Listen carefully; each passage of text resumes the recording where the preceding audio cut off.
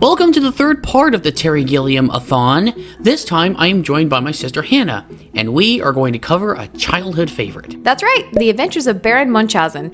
This is one that has brought us siblings so much joy in our lives, but to our mother, only befuddlement. Ha! Before we get into the film itself, who exactly is Baron Munchausen? He was a real German nobleman named Hieronymus Karl Friedrich Freiherr von Munchausen. Ugh, I hope I said that right. Whose exploits, when told among aristocrats, made him a bit of a celebrity for their outrageousness, caught the attention of Rudolf Erich Rasp, who compiled the stories into literary form featuring illustrations by Gustav Doré, whatever. Stories of his achievements from going to the moon, riding a cannonball, or fighting a gigantic alligator, as well as the question of what parts of the exploits were real or not, must have been part of what caught the attention of one Terry Gilliam. Hi, Terry. He also wanted to do something on a grand scale that wasn't science fiction, but as the final results show, isn't the usual fantasy fare either. It was very much in my mind to do something bigger and more extravagant. And it's a kind of fantasy unlike science fiction.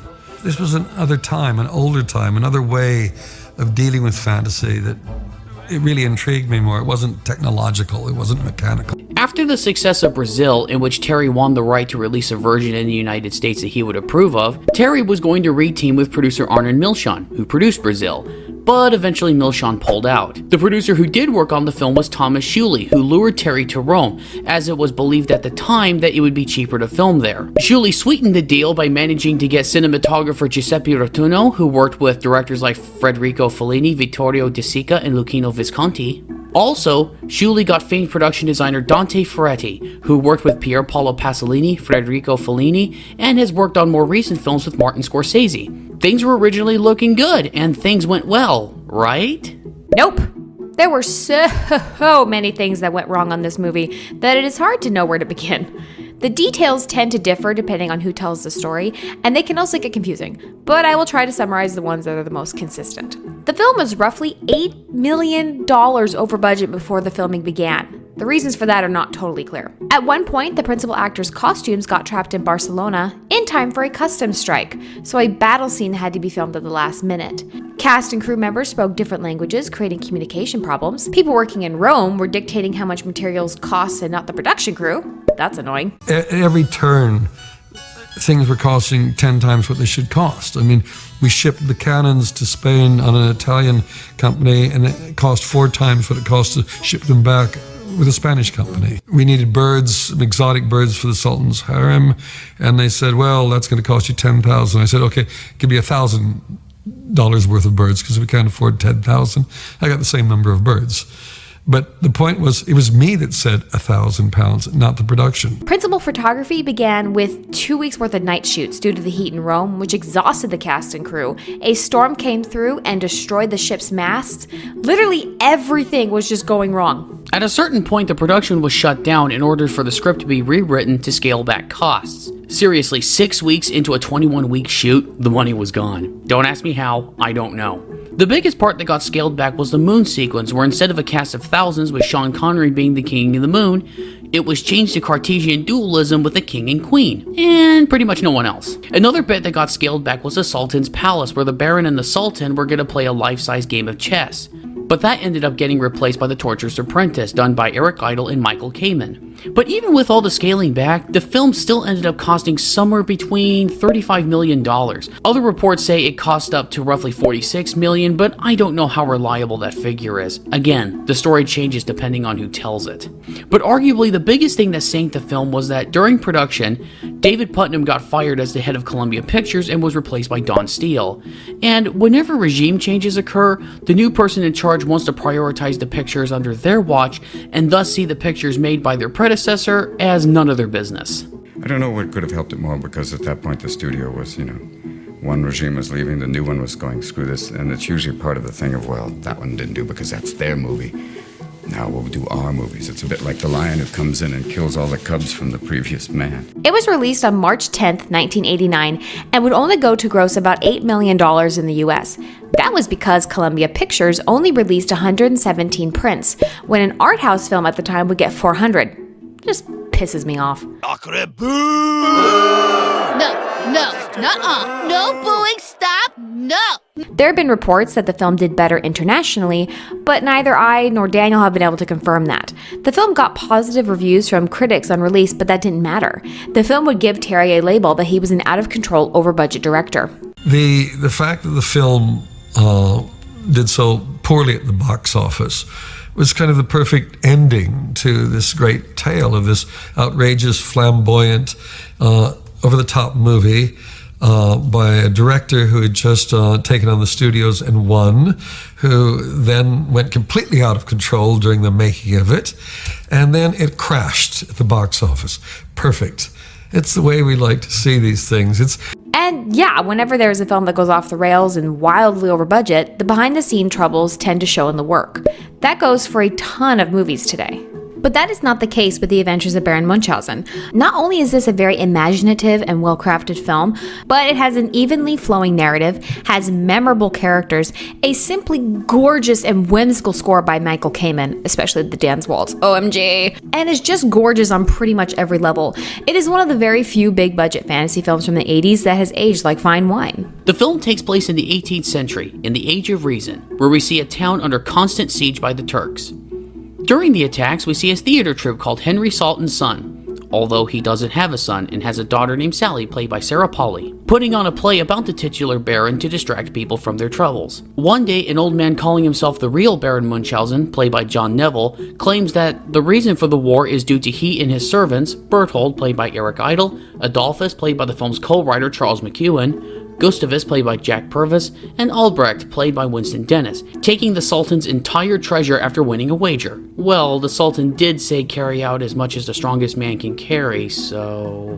In order to save the town, Sally joins the Baron on a quest to find his servants and defeat the Turks. But can the Baron evade the presence of death and outwit the right ordinary Horatio Jackson, played by Jonathan Pryce? This film, along with Time Bandits and Brazil, make an unofficial trilogy of films that is commonly called the Dreams Trilogy. All three films feature protagonists that are using dreams and fantasy to escape reality. Kevin in Time Bandits uses them to escape boredom. Sam in Brazil uses them to escape the horror of bureaucracy. And in Baron Munchausen, the Baron uses fantasy to escape reality. He doesn't care for all the supposed rational and logical workings of the real world. It's all logic and reason now.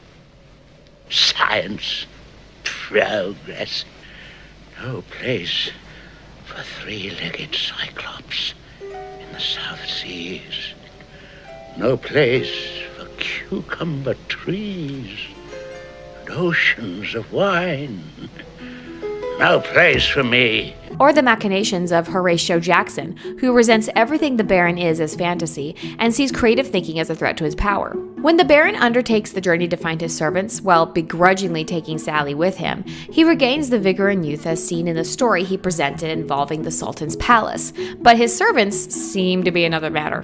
When he meets them, they come along begrudgingly, such as Berthold, are not interested in the quest, such as Albrecht, or are very well past their prime, such as Gustavus and Adolphus. The Baron manages to somehow pull them together against all odds to save the day. Or does he? Stop that. Stop that at once. Sorry. This part is going into spoilers, but the film has been out for about 30 years, so... You had your chance, yo! The real Baron Munchausen has been called one of history's biggest liars, which is a title he was none too happy about. I wonder what he expected to happen when he told such wild stories. It seems natural that the film would look at it, albeit indirectly. Anyway, after all is said and done and the Turks are defeated, the Baron is shot by Jackson and death comes to claim the Baron. There is a funeral and he is laid to rest. But then, it cuts to him finishing the story at the theater. I just love how happily confused everyone is here. It's just precious. The Baron then encourages the crowd to go to the gates and see that the Turks are gone. This goes against the wishes of Horatio Jackson, who is keeping up the ruse that the enemy is still there to keep the people in place. Of course, when the gates are opened, they see the enemy is gone. The people are elated and Munchausen disappears into legend. But what really happened here? Well, look at it this way. Since the Baron gets more out of life existing in fantasy, he is likely the kind of man who believes his own stories he tells the audience, and he saw an opportunity to make his own mark in history by telling his story about how he won the day. By him telling the story, it got the people out of the rut of the war going on in the background and allowed them to escape with the Baron on an adventure. The story was so convincing that when the gates opened and the Turks were gone, it became more than a story. To them, he became a hero. Sure, he was deceiving them, but one, to him it was real, and so he doesn't care for reality anyway, and two, the people didn't seem to care at the time. The enemy is gone, and they were more or less free. But I think it's pretty clear that the Baron really didn't win the day. But what would you rather have? The Baron side, where you get a great tale that not only helped you escape your troubles, but help people see the enemy isn't there anymore? Or Jackson's non-fanciful, rational approach that keeps people downtrodden? Both are deceiving people, with Jackson claiming the enemy is still there and threatening to shoot those who approach the gates, but at least one is benefiting people. Just saying. If you think about it, the primary antagonist of the film isn't the Turks, or the King of the Moon, or Vulcan, or even Horatio Jackson. No, the enemy is reality, and to an extent, so is death. If the Baron can't experience and live in the world in his own way, he might as well be dead. Am I dead? No. Lost. Indeed, death comes at various times and threatens to put an end to the Baron. I do have to say though, the bit in the fish where death is dealing cards is a nice touch, as if to say, your time is almost up. As for reality, well, that creeps into the journey as well. Whenever Sally voices concerns or when some things go wrong, it can be viewed as people in the audience interjecting questions or criticisms as the Baron is telling the story, and that begins to wear on him. Reality disappoints the Baron, and it disappoints us in real life, let's be honest, and he gets more energy from his fantasy. There is a bit of a biographical element to this with Terry that blends in with Munchausen. Terry stated that Munchausen reflected his own fears of growing older and having a need to be rejuvenated by adventure. He looks back on this one with curiosity, as he was a younger man with very grand ambitions for the film, but reality set in, and he had to make compromises just to get it finished. And with his subsequent films, although they still featured his grand imagination and he made them the way he wished, he had to scale back some of his ambition in order to work. It is a bit funny that, like the Baron, reality beats down on Terry on occasion, but despite the hardships, he picks himself up and gives us great work that fits him so well. Look at how long The Man Who Killed Don Quixote took to finally get made. Beating back reality seems to be a common thing for Terry, and it seems to be the fate of dreamers. As Hannah has stated previously, the film is a wonder to behold. This, for me, is the best fantasy film to come out of the 80s. It still holds up today, narratively and visually. One thing I really like is how realistic everything feels, how gritty, how tactile. Gilliam took inspiration from Pier Paolo Pasolini for the dirty and tactile look, which is the opposite of how a lot of 80s fantasy looks to me. A lot of 80s fantasy comes off as a bit too cut and paste for me, such as how a lot of fantasy movies copy Conan the Barbarian. And Baron Munchausen just feels more believable, unlike Krull, Dragon Slayer, Willow, Dark Crystal, or even Labyrinth. Sorry, Labyrinth. Sorry, Dark Crystal. I don't love you. Blasphemer! The visual effects by Richard Conway, who also worked on Brazil and on Little Shop of Horrors, more specifically the original ending where Audrey 2 takes over the world, have all aged very well. We can't state that enough, can we? And they truly bring to life another world, not just in the past, but in the Baron's fantasy, from the moon to Vulcan's volcano, or even the belly of the fish. This film features what Gilliam can create on a large canvas, and it shows he has an eye for spectacle, as long as it's on his own terms anyway. Although this film is in the fantasy genre, this film doesn't feature what I feel are gimmicky elements of lame 80s fantasy, such as castles, crystals, barbarians, goblins, and other such things. It's unlike all of those, and even to this day, there's nothing else like Munchausen. It takes lots of inspiration from the 17th century and from classical art pieces throughout history and weaves them into a work of wonder. I mean, come on. If you don't at least know about The Birth of Venus by Botticelli, I don't know what to do with you. The performances from everyone are incredible. John Neville was perfect as the titular Baron. Peter O'Toole was originally sought out for this part, but Terry wanted a great actor that no one had really heard of. Neville was a stage actor primarily, but loved Gilliam's work. He loved the concept of playing a character that goes through multiple ages and different temperaments. He is charming, irritable, impossible, delusional, and heroic all in one. Good choice, Gilliam. Sarah Polley is very memorable as Sally Salt. When we meet Sally, she is wandering through her war-torn town and making alterations to the posters advertising her father's theater company in their current play, Baron Munchausen. Henry Salt and fun on your daughter. I should never have taught you to read. Poor Sally is constantly forgotten in the tumult of surviving in a war zone and at odds with her father, but has somehow managed to maintain her spunky and sweet childlike nature. And Sarah Polley really embodies the impressive resilience of a child, something that Terry Gilliam has always admired. Sally is understandably pulled in by the Baron's tales, and because she is a child, the line between fantasy and reality is one and the same. She believes her world is real, and she believes the Baron's world is too. She's also quite courageous and doesn't even hesitate to join the Baron in his adventure to help save her town. While Sally struggles to keep the Baron on track in order to save the town. How are we supposed to save the town from here? The town is perfectly all right. The present assault is over.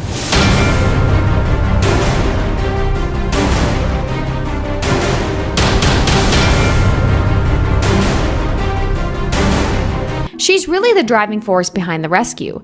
The Baron may love the glory of being a hero, but Sally's support and courage is what really got them through. Oliver Reed is hilarious as Vulcan, as a god with a bit of a Napoleon complex. He deals in weapons of death, including but not limited to ICBMs. What does it do? Kills the enemy. All their wives and all their children and all their sheep and all their cattle and all their cats and dogs. All of them. All of them gone for good. Oliver Reed looked back on this role with some fondness as Terry didn't over-direct him. In fact, Terry just let him loose. Besides, Oliver Reed is cool in any film he was in, even bad ones. His jealousy towards the Baron, who is dancing with his wife, which is superbly well done and has the best musical composition in the film by Michael Kamen, leads him to toss everyone, including a little girl, out of his realm, and then proceeds to bat his eyes at Venus. I love that. Eric Idle as Berthold is, well, Eric Idle being himself in a way. Even though he stated that the experience of making the film was terrible, he doesn't show that suffering and puts on the playful character who runs really fast. Sorry, there's really not all that much to say about him. Sorry, Eric. There's also the Baron's other servants such as Gustavus, Albrecht, and Adolphus. Although they don't have much screen time, they're memorable in their own small ways. We have Robin Williams as the King of the Moon. Yes! He was brought in to replace Sean Connery, and he had a very interesting way of telling Terry he could do the part.